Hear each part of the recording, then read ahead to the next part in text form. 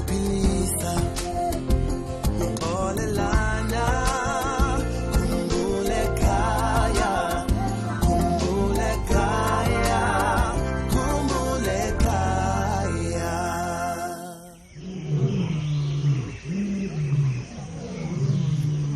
Ngezikhathi ezithile nangokwesaba ngike ngazibuza ukuthi ngabe kumele yini nginike ubuzwe obulinganayo bezwe lethu ingwe, ibhubesi, indlovu, inyamazane, impisi nomyane.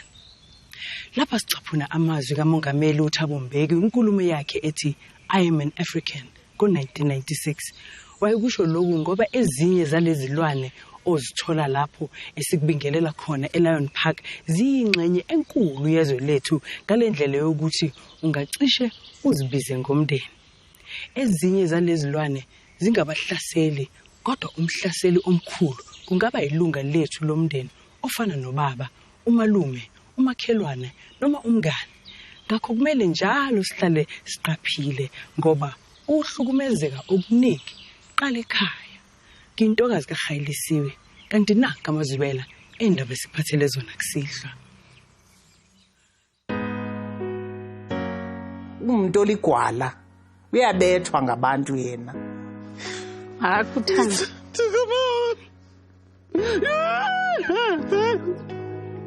Alithina siyakuthanda subane. Wangithanda apha last, wangithatha apha ePitori, apha ePitori wanisale ekhaya. Mawufika le ekhaya, wafike wahlekisa ngami khona phaya. Uhlekisa kumthini? Ngafika phana ndohlala pha kulomfana lona nafuna umkhukhu wakhe. Phinde kako ngiphandle linye imehlo kabini angeke. Alfred. Yini mntaka mama? Ali. So uzawuphosa lololuko ngoDisemba uyawuhlala uyikwekwe. Awuhlala uyityayi. Uyathi bhute ebantwaneni. Enkosi. Enkosi.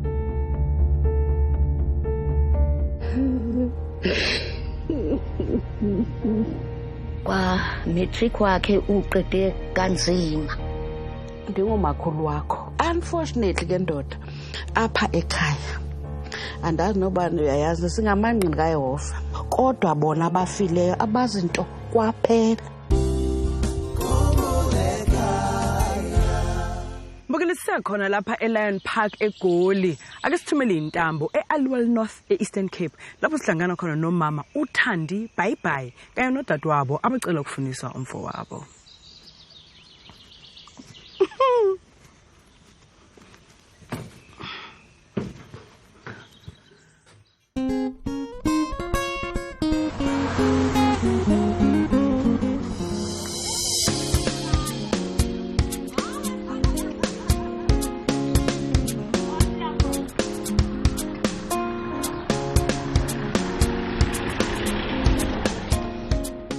Mina ndinguThandi Cynthia Bye.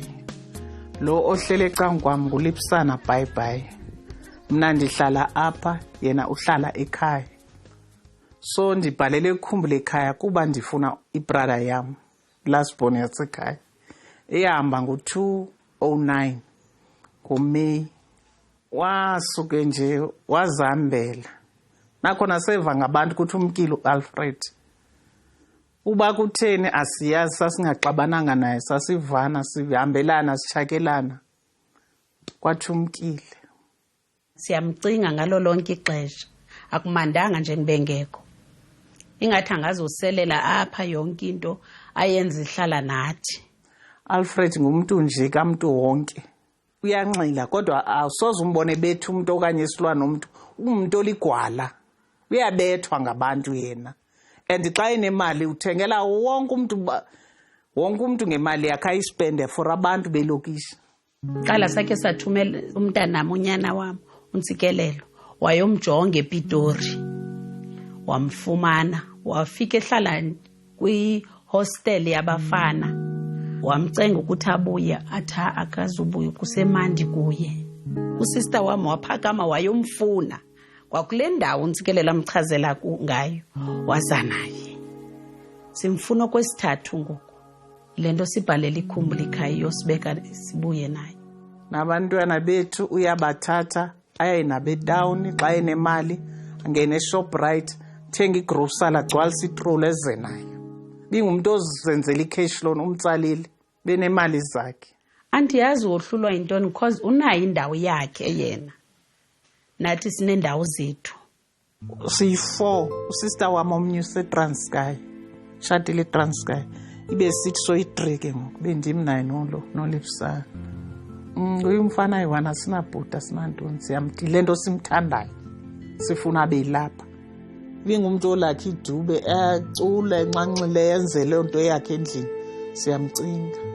Nanku ulakhe idube kamalungu sikukhale nje uwedwa nxa kukhala ulakhe idube. NgoDisemba abanye abantu bonwabile.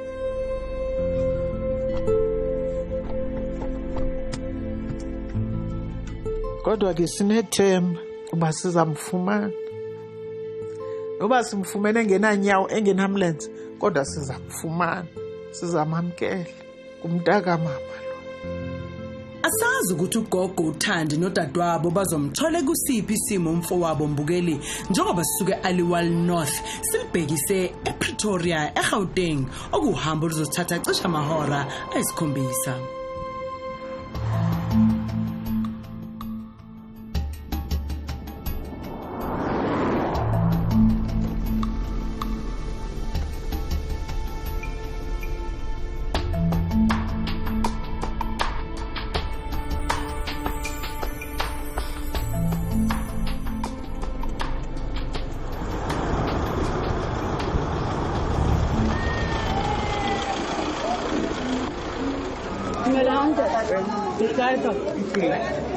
Dibatisa kasih Alfred.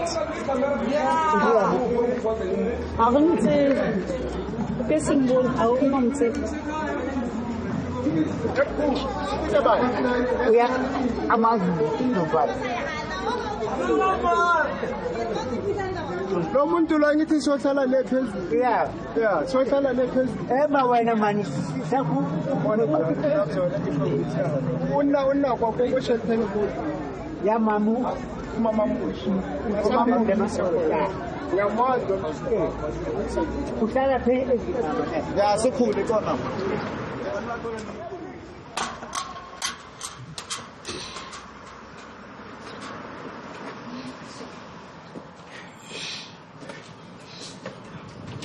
Sanibona.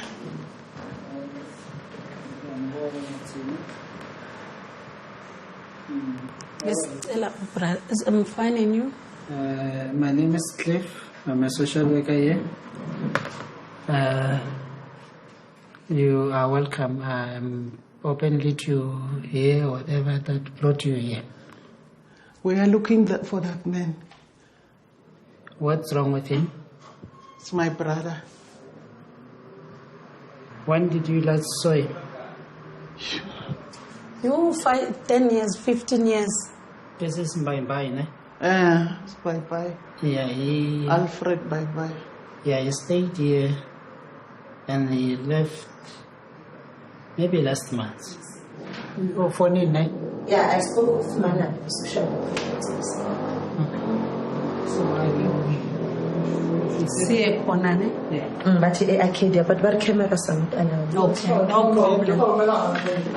Maruko, umachukona.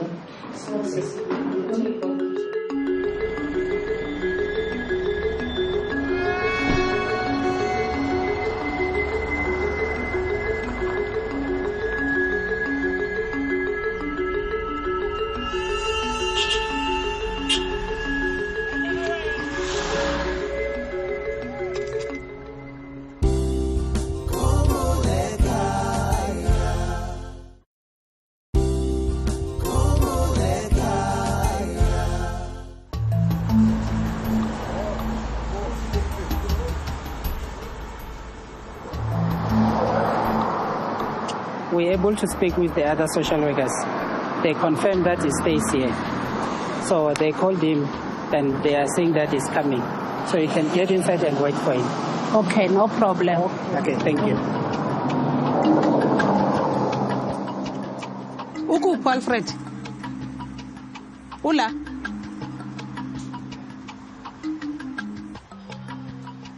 Asikuduki imini bunengxaki yomsebenzi nemali. Imali ayongxaki. Sakunika le mali oyifunayo. Yo.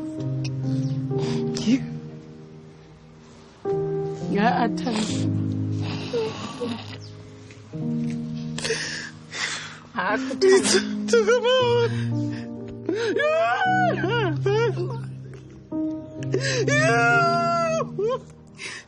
inkinga yami kaloku nangikhubekisa mna ngesisikhathi mina isitemayiwayi ibhizinesi yami nanilahlelisana Utheni wawungazi ukuthi usihlale phansi sithethe nani khona phayana and then utheni nto ungezi asobe nihlekise ngawasisa ngami khona pha Alfred no ndakunika imali yestart ndakunika nehako ndakunika yonke into oyini Alfred oyini Ali awu sorry Ali thina siyakuthanda wangithanda wangithatha apha last wangithatha apha ePretoria apha ePretoria wanisale ekhaya mawufika le ekhaya wafike wahlekisa ngami khona phaya hlekisa ukuthini and then ngafika phana ndohlala pha kulo mfana lona nafuna umkhukhu wakhe phinde kakho ngiphandle linye imehlo kabini angeke Alfred oyini Ali mntaka mama Ali ithi ndokucacisela I'm sorry Ali akusafani ukamba amanga angifuna ukamba amanga I'm sorry ile mina ngiphumile kimi oyini ngibheke nayo ngibhekene nengcwaba cha Alfred ukuthi ngiphathe ngcwaye ngumasipala cha into Ali ngitshela nani nanihlekisa ngami khona phana so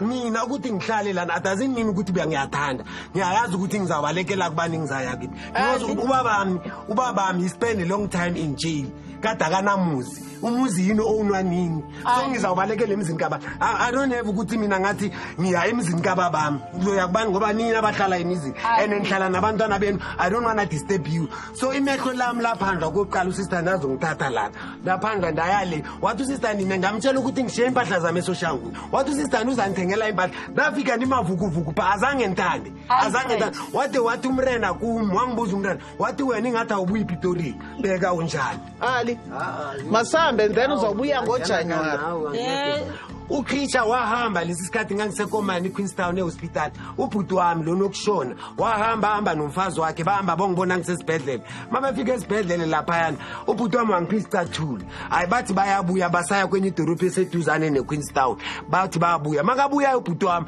wabuya hamba nesheri yakhe wavele bathini kimi wathi isheri yakhe bacela isicathulo lezi baziphezulu wathi usister lona waphisa akuthi thengele icold drink ngoba ubhuti wakhe Ali I know that yima mntanga mama masambe ngoku ke ngoku and then ngoJanuary uzawubuya ubone nje isimo sinjani uzawubuya ngoJanuary mina ngishilo kini ngathi ngiphumile kuni oyini ungaphuma njani yisikamantswa la sizala sonke ikhaya lami li1 manje ngani Alfred qedile ukuthetha Ali mina zange ndikulahlela izandla mntaka mama fikela kum uhlale nami Alfred wena ukhumbula ithi ngitshela ukhumbula wena uphekile kukhona ungithi kuwe wathi wena ngesikhathi uthandi akuthatha ePretoria abakathi uzawunyofa ntoni Alfred I'm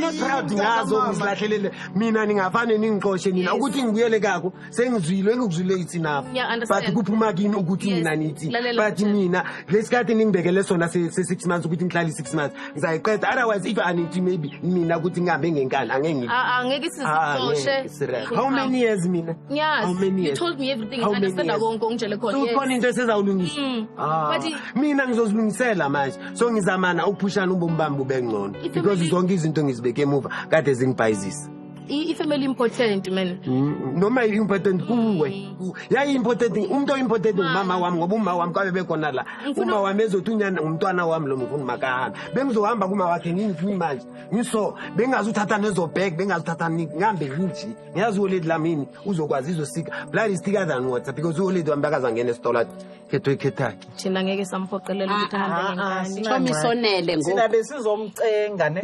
besizomthatha simoluse ngoDisemba abe indoda asekwazi nabazukulwane yabona ke ngoku into ezifana uzokoluka nabantwana ngoba besizokolusa ngemali zethu singafuni imali yakho Nkosi chomi uxolele Nkosi asiphinde thina sizapha sifuna uthando kuwa ungabisamcenga futhi sulicela uxolo kwanele ugezile samcenga phinde sulicela mara indlela ngisho yena ulimele inside ulinyazwa into lo into after 25 you understand that ukuthi he's a man and then ego yakhe ayondoda lekwekwe sanenkwe the way ngikhuluma ngakhona naye ufila ngazi ukuthi anim respect so lilonke sithi abarongo Angisho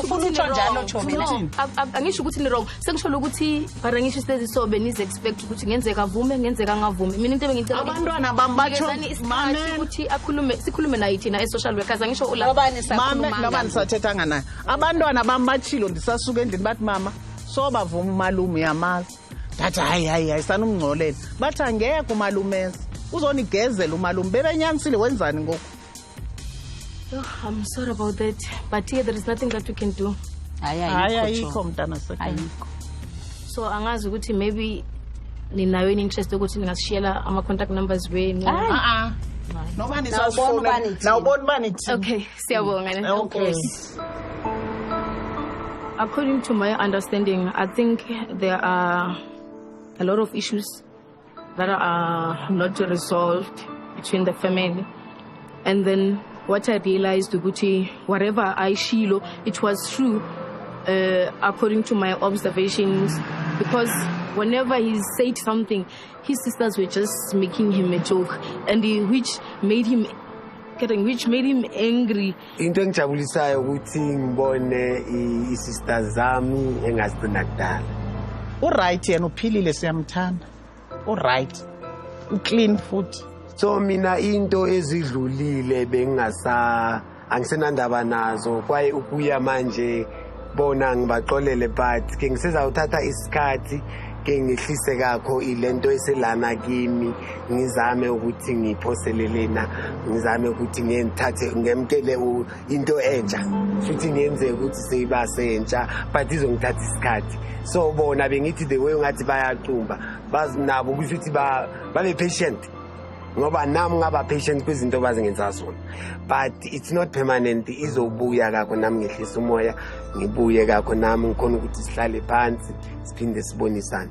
Ngiyamxolela mina kakhulu besinamaphupha ngaye. Angakanani ufike enza ilicense achini wena drive taxi kantsikelelo ahambe ngayo. Wow, athutha ubuthi utsho wena anza mnika la venture athutha abantwana simthathe ilicense athutha abantwana ngeventure. Kodwa phi bezinto enjezo. As a social worker, I think we'll continue doing the follow-up with the beneficiary until I'm not sure whenever the beneficiary is ready to go back home, whom will we talk to as social workers, because they don't want anything to do with the beneficiary, meaning that whatever for Mina, they did not mean it. Like they want to make peace with the beneficiary. So that is my concern. Even if the beneficiary Eastern Cape, and then ama actions wabo abengavuma ukuthi lento abayishoyo vele bafuna uxolo again beneficiary lo. So ongenzeka ukuthi maybe they had a different agenda ukuthi they wanted him because maybe there is something abafuna ukuthi aba unblockele yona or whatever that, and then after that izinto futhi ziyokwela back. Home, but problem is still a pain since my father didn't have a house.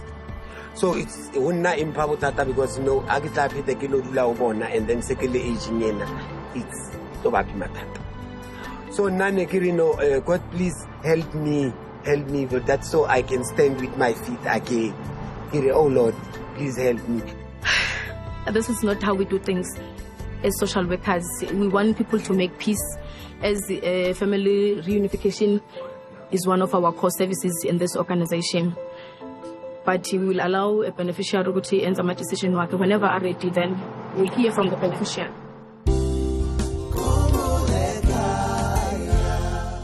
Akekho mbukeli umuntu ufanele ukuhlala emgwaqeni enomndeni ozimisela ukumamkela, kanti sisemba ukuthi umfowabo kaMama uThandi uzokubona lokho akwazise nokubaleka sigcina exhumene nabakubo noma ngabe kunokuhlukana mayelana nezinto ezithile. Sifisela konke okuhle lomndeni kuyaphambili. Mhlawumbe nawe ungaba nenhlanhla oxhumana nalo wakini olahlekile uma nje ungathintana nathi kule fax number 086 511 7440 kasithumele ne-email kwakhumbula ekhaya@sabc.co.za uphinde futhi usithumele iWhatsApp ku 087 062 5738.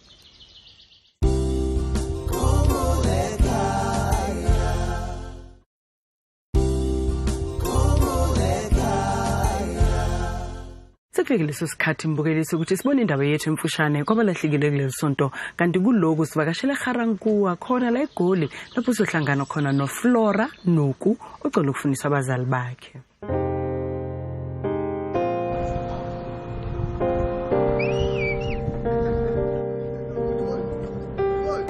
Ke na Flora Nuku ke nna mo Garankuwa mutampela ke mama le bitso la ke Caroline Molangeni ke ngwaletse Khumbulekhaya because ke batlo itse batswadi ba ka hore ke tlhaka hore le mama ha ka nsha mo lefatsheng ke itse hore ke a ka ira langkana as for ke na le bana tshantse le bana ba itse go kwa bona ke kopane le Flora nna le lokhwaleleng ko kwa Gasrand atsa ma treatment ko sepetele sa rena mo Pretoria West. The social worker ba ntlhalosetsa go letani fori ba ntlhalosetsa gore go tlile bjang gore Flora be go foster care mama gage na tlogela Flora ele o monyane ka mo roomong a sena dijo a sena selo and then Flora tshwanna go go nwa morutola ke re ke ngwana a itse selo then ba bona gore tani fori ba bona gore a ba reporte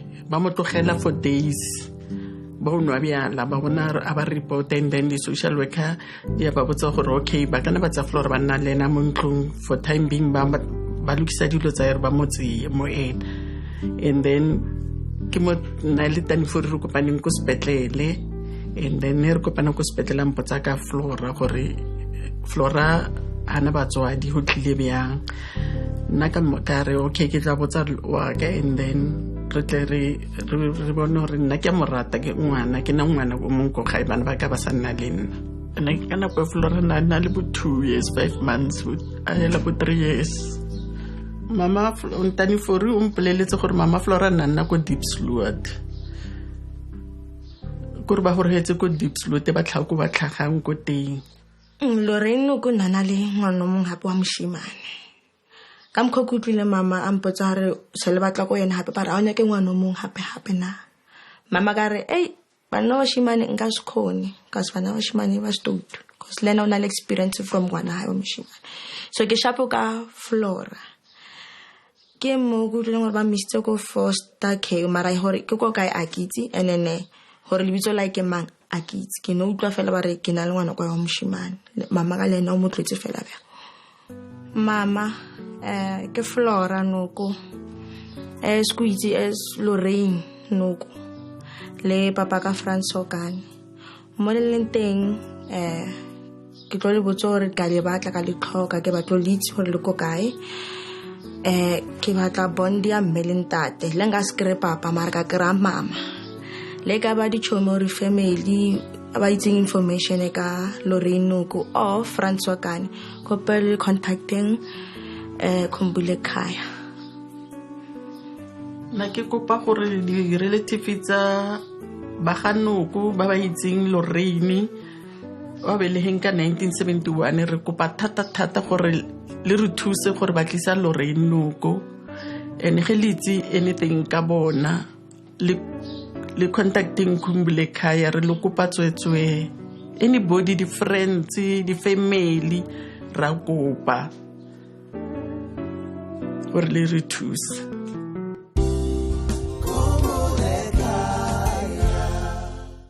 Ngibonga banolwazi ngokuthi kwenzekani kubazali baka Flora Nuku okongu Lorraine Nuku no Frans Sokane. Sicela usithumele iWhatsApp ku 087 062 5738 uzungakhohlwa ukuzivakashela ku website yethu ikheli lethu lithi www.khumbulekhaya.net.za. Sitholakala ku Facebook, TikTok, WhatsApp kanye ku Instagram.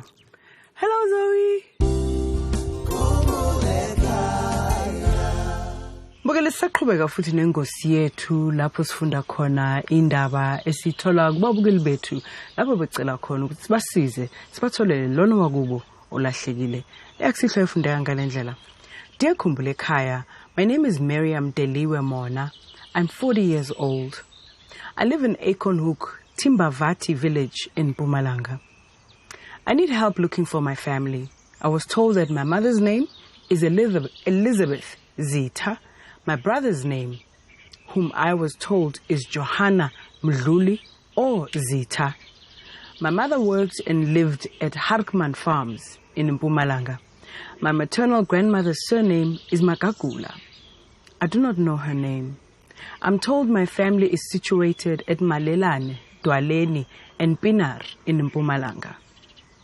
It is said that I was taken by a family member when I was a few months old. The people who took me are Maria Zita and Philip Nzimbini. They never took me back to my parents. Please help me find my family. Thanks. Miriam Deliwe Mona.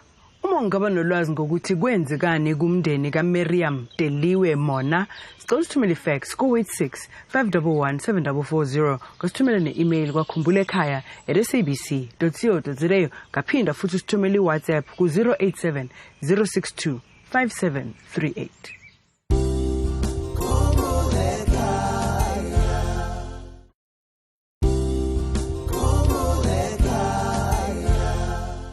Endabeni sivala ngayo ake sivakashele eMgungundlovu KwaZulu-Natal lapho sihlangana khona nensizwe esencane uAndile Zuma onesifiso sokuhlangana nobaba wakhe noma umndeni wakhe.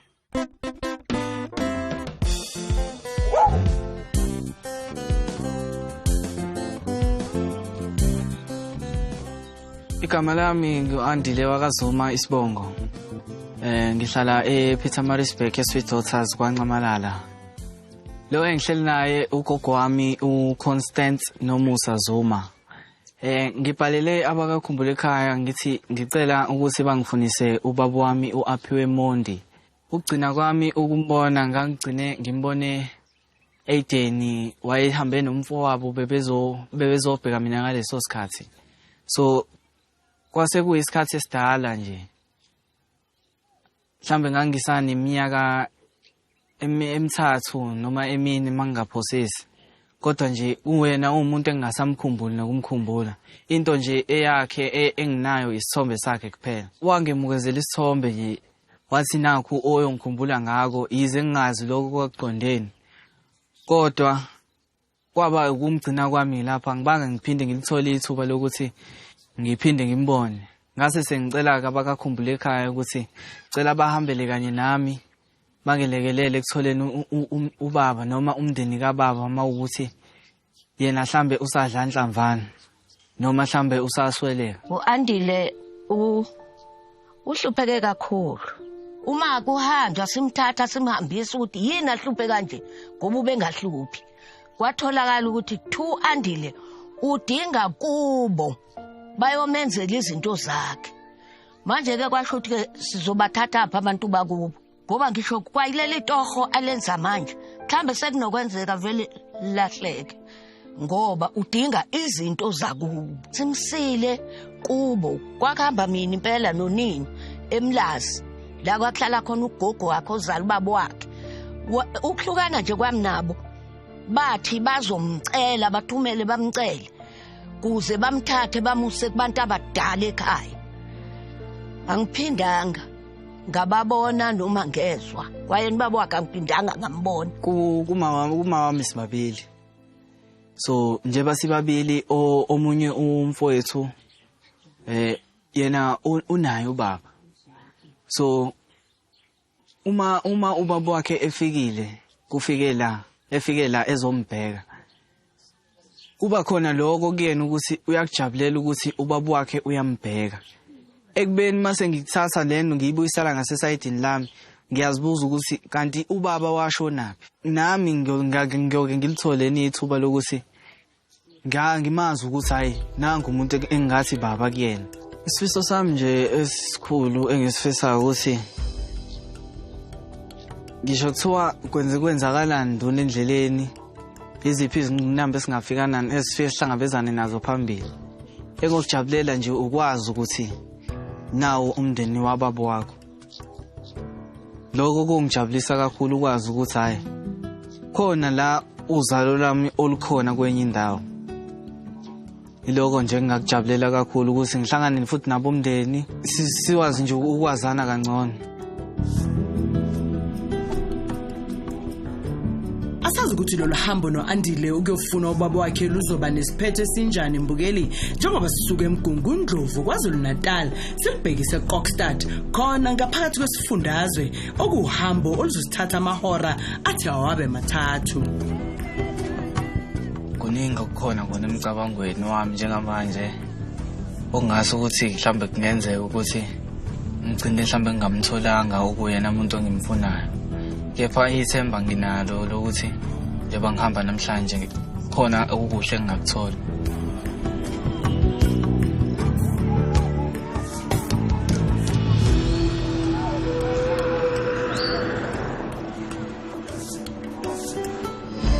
Angifuni ukuqamba amanga uvalo likhona impela likhona kanti ngingakuthokozela nje ukuthi mase sengifikile la ngiya khona ngamukeleke ngawo njengelunga lomndeni lokho nje ngingakuthokozela kakhulu noma ngakuthiwa kwenzakalani kodwa nje mase ngikwazile ukuthi ngigcine ngifike ngiwutholile umndeni kababa lokho ngangijabulisa kakhulu.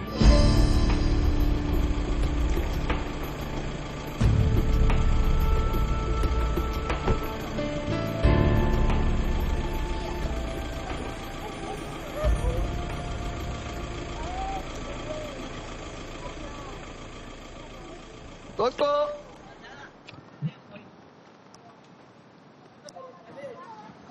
Dur. Lışayık.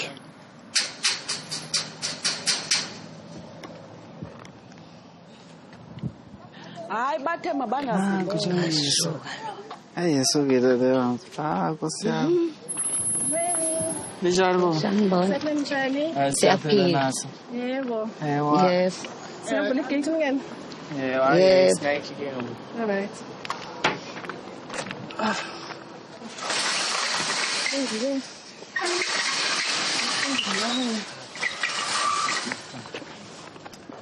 Sanibona ma. Yebo sawubona. Njani? Siyaphila njani? Siyaphila. Hello. Njani? Siyaphila. Oh. Igama lami nguAndile wakaZuma Sibongo. So ngihambe ngifuna la ubaba wami uAphiwe Mondi. Engagcinana naye ngimncane kakhulu uma ngingasakhumbuli. So ngiyangeke. Asazi noma sifike khona yini. Alright ma, yebo ufike khona kuyokhabo Aphiwe. But ngicela singene ngaphakathi. Khona abantu abadala ngaphakathi abangilindiwe. Okay. Alright.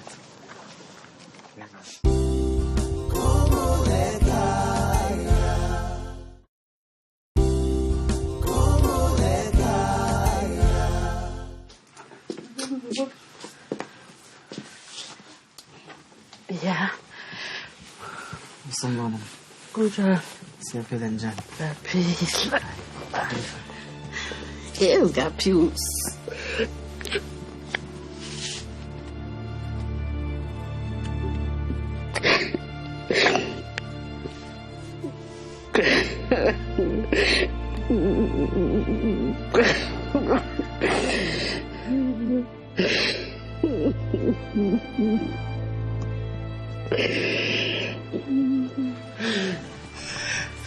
Phile. Hayi okay. Njani? Siyaphila. Yeah. Ngibadele tawula.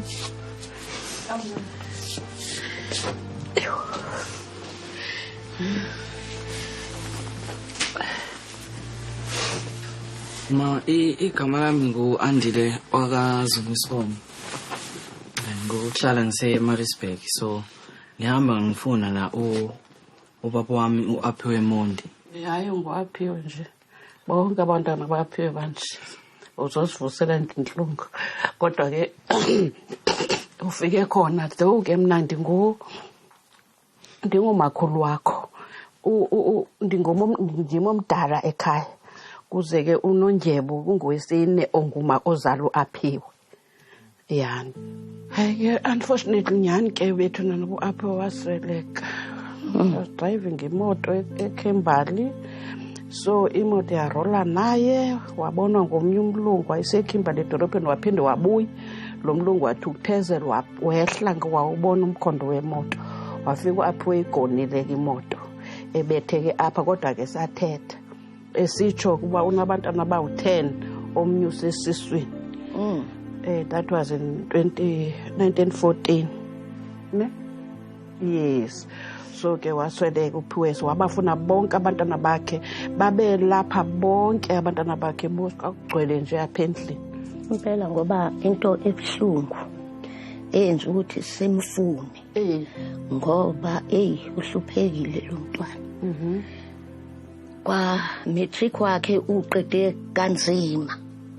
Ese engasafuni kwakuye esikoleni. Azi kuthiwa akahambe ngenkani.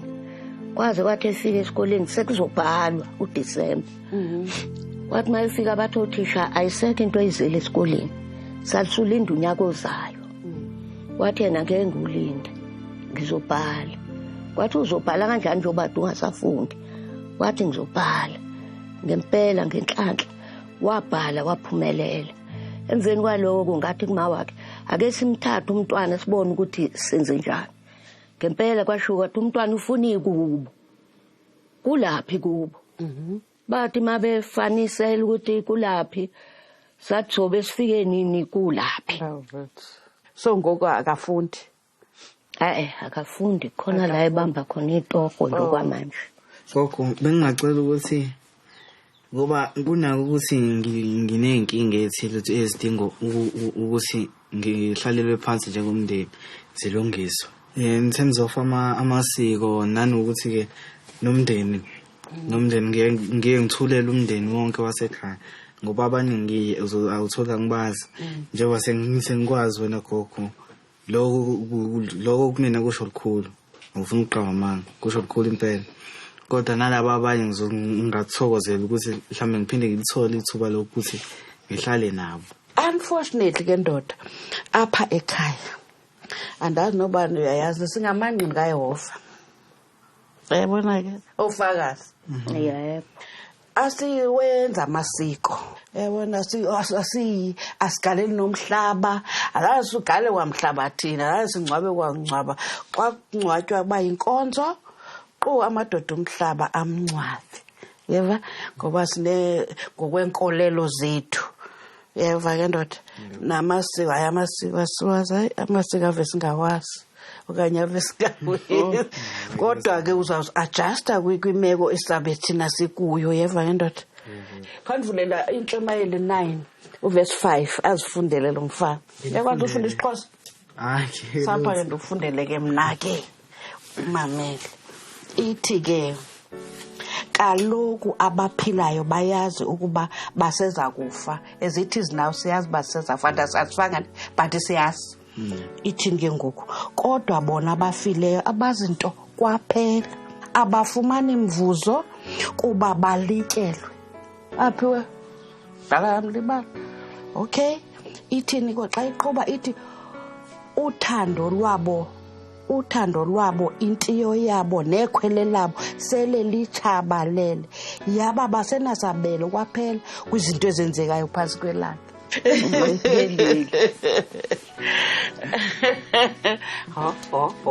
Hayi wena ndizinto ngamukela baba. Okay indoda nami ndiyavuka. Yo abafana bayaphiwa ababuzwa hayi khona DNA. Fana umntwana afana ngesidlela. Andile. Ngiyafela. Uhlala njani? Hayi ngiyaphila. Hayi uandile igama boss. Andile igama. Hayi bathi mhlambe imini omdala kunabo bonke. Umufunya cause sekongitshela kanjani. Ugogo wakho athi khona ngabanye. Umakhosi ne? Baphi wakanti ke? Unakho kunwabisa ke lenifonela lana. Ngizongijabulele kakhulu ukuthola umndeni kababa kona yize kukhona indaba ezibuhlungu zokuthi ubaba akasekho emhlabeni. Kodwa nje egameni lokuthi sengike ngafike kangahlala nawo umndeni sabonisana bangamukela nje ngayithanda ngisho indlela abangamukele ngayo. Lokho nje kusho likhulu kumina. Ngiyafisa nje ukuthi nesikhathini eside esolandela kusukela namhlanje bazongiphatha njengwelunga labo lomndeni konke kuhambe kahle. Sesiside isikhathi engenamndeni efana nenhlwa kodwa namhlanje bamamukele noma kungafikanga la ngifuna kufike khona kodwa ngoba ungenile nje emagcekeni hleze zonke izinto zakhe zizokhanya. Ndizivande nwabe kakhulu one of my important days. Xa ndibona umntana kaAphiwe ebendingamazi kanti abanye ndababona.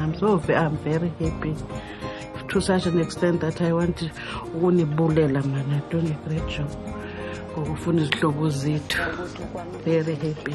Ngisazoke ngizama ukuthi sithole isikhathi nomndeni sikhulumisane ngaphakathi ukuthi kusukela manje ikuphi engizokwenza ukuze sokwazi ukuthi sihlale ndawonye sibe naleso sikhathi leso engangisidika kuqala nomndeni wami.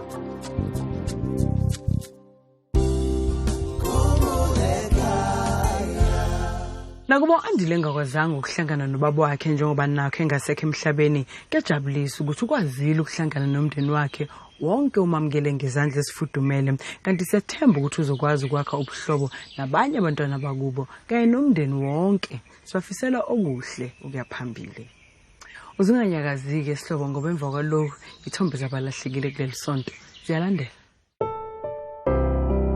Esithombeni zabalahlekile kuleli sonto sivela ngoZimkitha Skoti osesithombeni waseGermiston ocela ukufundiswa ubaba wakhe uSimon Mapopo Chuma waseKrugersdorp. Usifiso Zunguza osesithombeni ufuna umndeni kamama wakhe uMandale Evelyn Mncube waseFerienagengo ongasekho emhlabeni kuthiwa igama likamkhulu uKhambule. Kanti uDora Hlongwane waseBergville ucela ukufundisa indodana yakhe esesithombeni uXolani Mchunu odume ngelikaMvangeli owanyamalala ngo1999 wagcinwa eseThekwini eClermont.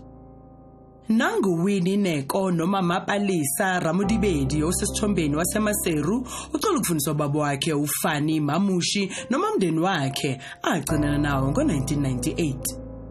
Bese kuthi uGracious Ngobeni waseMkopane nacela ukufundiswa antu wakhe osesithombeni uCatherine Rice Ngobeni wasePretoria owanyamalala ngo2008. Uzilungile Sihlahla osesithombeni waseMount Elif ucela ukufundiswa ubaba wakhe uMandlakhe Mkhize wasePietermaritzburg angamazi.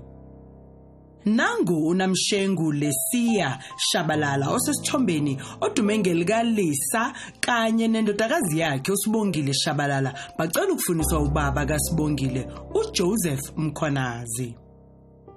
Bese kuthi uDerrick Prince Mziyakho waseHazyview eMpumalanga yena acela ukufundiswa ubaba wakhe uMichael Mziyakho osesithombeni. uEric Msibi waseMpumalanga ufuna ubaba wakhe uVusmuzi Moses Msibi osesithombeni owayeyisotsha ngo1986 kanje. Lapha esithombeni sinoJackie Masopocha waseHammanskraal ucela ukufundiswa ubaba wakhe uPete Makhobele owanyamalala kudala. Bese kuthi uPinky Ntswane wasethembisa acela ukufundiswa umfowabo uSillo David Ntswane osesithombeni wagcina ukubonwa eBilabila ngo2015.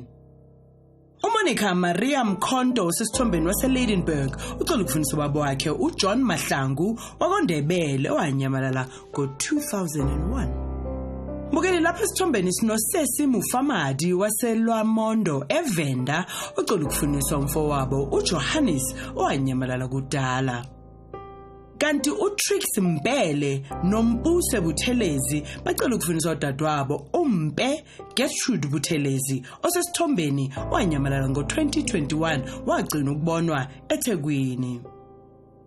Sibala ngo-Opa Mashabane waseMpumalanga ucela ukufundiswa ubaba wakhe uPhilemon Dadini Mashabane osesithombeni owanyamalala ngo2010 elibangise eRustenburg. Usesibeni uSamas. Yimi. Sho. Waphila njani? Ngaphila leso sikhashana. Ayatshintsha ke ndawo. Isibongo sababa lontshangase. Isibongo samama. Yo, yadida kakhulu ngoba uma wayebiza umsiphi. Akekho futhi nowayikhathaza noma ngingasi noma wayikhona mhlawumbe sebancane wakwafika uzobuza ukuthi kwenzakalani. Bese mbuda mama yavela khicide etinyembede angaphenduli. Umbona ngokuthi ikhona into lemvisa buhlungu.